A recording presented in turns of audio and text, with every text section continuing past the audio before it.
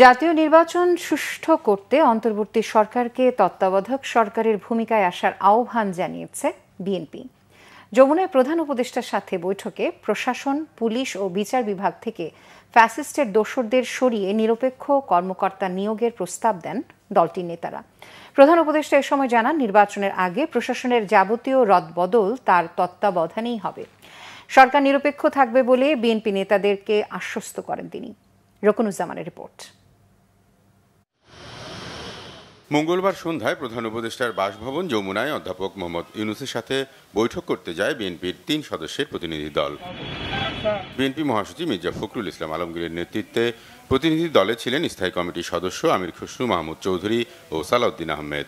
১ ঘণ্টারও বেশি সময় ধরে চলে বৈঠকে আগামী ফেব্রুয়ারি জাতীয় নির্বাচন ও প্রশাসনের কিছু বিষয় সহ দেশের সার্বিক পরিস্থিতি নিয়ে প্রধান উপদেষ্টার সাথে কথা বলেন তারা। বৈঠক শেষে বিএনপি মহাসচিব মির্জা ফখরুল ইসলাম জানান, সুষ্ঠু নির্বাচন করতে প্রশাসনকে নিরপেক্ষভাবে ঢেলে সাজাতে প্রধান উপদেষ্টার কাছে দাবি জানিয়েছে বিএনপি।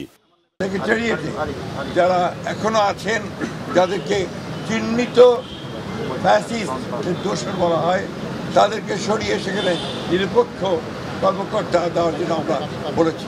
জেলা প্রশাসন বিশেষ করে সেখানেও একইভাবে ব্যবস্থা গ্রহণ করতে হবে।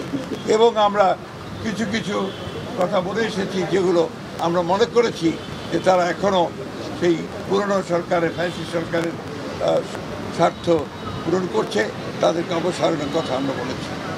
আমরা সেই সঙ্গে পুলিশের নিয়োগের ক্ষেত্রে বিশেষ করে যে সমস্ত আপনার নতুন করে নিয়োগ দেওয়া হবে বা আপনার পদোন্নতি দেওয়া হবে, সেই ক্ষেত্রে একদম নিরপেক্ষ অবস্থা নেওয়ার কথা আমরা বলে এসেছি।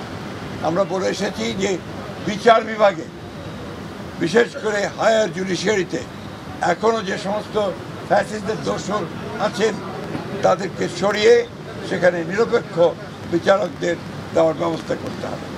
এ সময় অন্তর্বর্তীকালীন সরকারকে দ্রুত তত্ত্বাবধায়ক সরকারের আদলে কাজ করার পরামর্শ দেওয়া হয়েছে বলেও জানান মির্জা ফখরুল। জাতীয় সংসদ অনুষ্ঠানকে অর্থবহ, নিরপেক্ষ, সকলের কাছে গ্রহণযোগ্য করে তোলার জন্য এই মুহূর্ত থেকে যেটা প্রয়োজন হচ্ছে অন্তর্বর্তীকালীন সরকারকে এখন কেয়ারটেকার গভর্নমেন্টের আদলে নিতে হবে।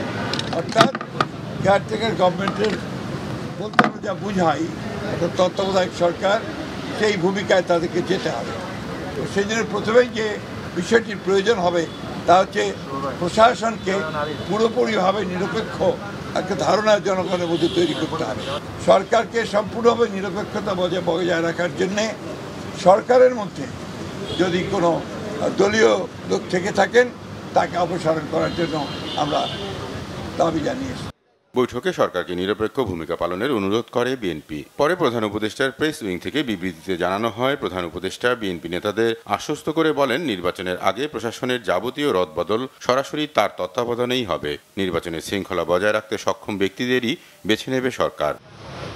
রকুনুজ্জামান, বাংলা ভিশন, ঢাকা।